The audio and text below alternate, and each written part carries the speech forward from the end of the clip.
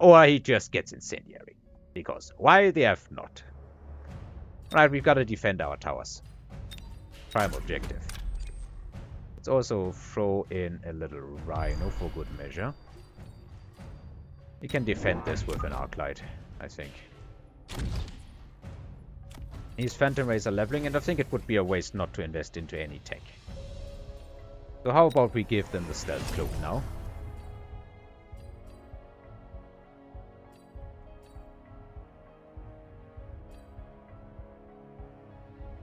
And I think we'll invest into another attack squadron of some variety. And maybe go for a bunch of buffs.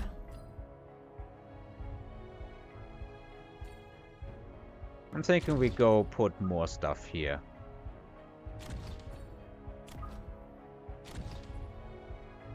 He could also Rhino us. Honestly, let's just put these defensively. This should aggro on the Rhinos anyway.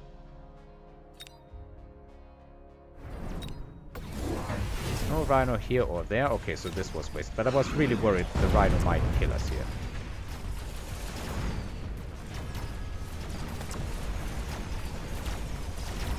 This Rhino is going to get good value though. And the cloak is showing its value here.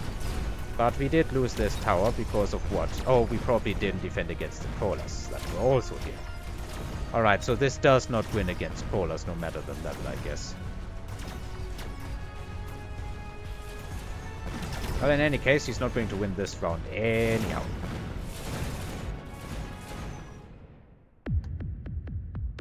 He doesn't have enough chaff. I think that's what it comes down to. And now we are also gifted with worms, or greeted with worms. I mean, he might just take boats. Which is, I think, a good choice. He has AA on the marksman, so I don't want to fly. I think we take the worms, but I think everything here kind of sucks for me. Once again, let's just block the first scorpion shots.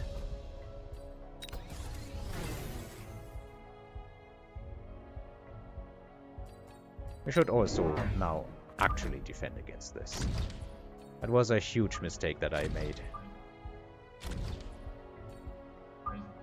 I can throw these worms like from this side, and I guess let's add Phantom Rays on top of those. And give him a strike. And then we just roll from there, I think.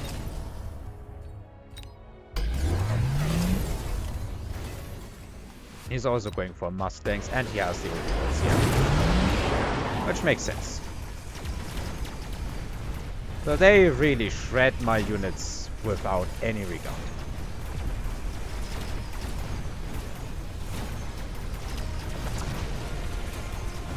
We do get a tower here. So what do I do now? Do I go into like AA marksman myself? I think that isn't even a bad plan, to be fair.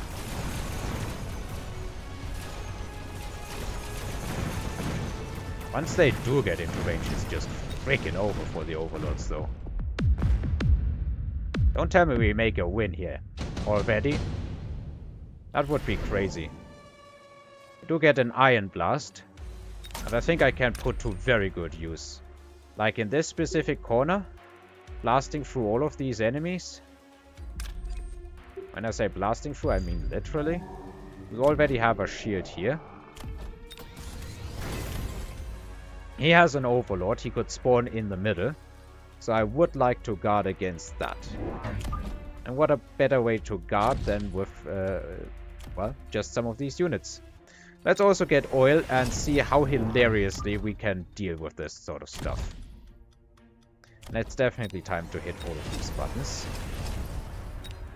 And since I can no longer reinforce this tower here, might as well delay it with a shield, I say. Because there might just be a boat here. Okay, instead it's a wasp swarm. And a crawler attack here. But there is an Arclight, like, seriously. So fortresses are the name of the game, and he really picked the wasps? I don't get that, honestly. These level 2s should be capable of dealing with Wasp, even though Wasp really do kind of dunk on this unit. No matter what happens, you can always count on Wasp being the ultimate anti-air unit. Well, if nothing else, we are blasting through. I think we got it. This thing is at about half health, and it's not going to live for much longer, because soon enough, one of these is going to uncloak right in front of it and just blast. Alright, so I guess this is one way to defend against it, to attack with it. What did we actually have here? We had these steel balls with no range in front of cloaked phantom rays. And we were clearing chaff with just a couple of arc lights, but for the most insane part, let's be honest. The biggest weakness our opponent had was having no chaff. So, but I guess this is the only unit of chaff that he has, along with the crawlers in the flanks, but I don't really count them as chaff. This seems to have been some kind of desperation move. Maybe he didn't see that arc light. I want to watch that last round again, and watch it in slow motion. And I'm really surprised that this ended up being a win, to be honest. I expected to throw, like, at least 5 games. That would be a number that I just got from my stomach. I want to see this final round, because I really think the fire badges, they were working against his marksmen, and especially against his mustangs. I don't need to do this. Let's just hit all of this. And I'm really surprised he didn't throw the bolt like here or something like that.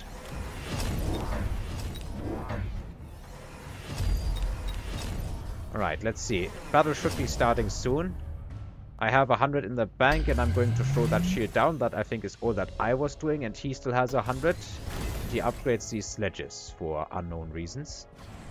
Alright, let's see on his side what the oil was actually doing. So the oil here hit. And it does actually overshoot, and that immediately vaporized this unit, and it immediately vaporized this unit. I'm gloriously missing with my Iron Blast here. So the Overlord is doing its best job to still catch that. Yeah, I think what I can say here is that he placed his Mustangs too far forward. And that means that the oil was simply able to obliterate his anti-air.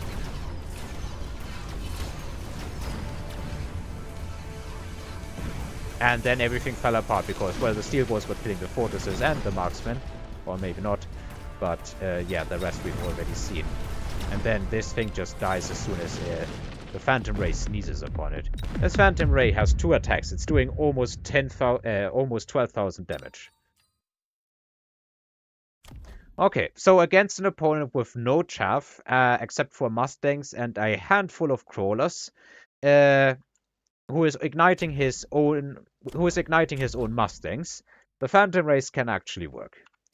I'm gonna count that as a win regardless. So thanks everybody for watching and listening, and I hope to see you next time again with more Phantom Ray experimentation.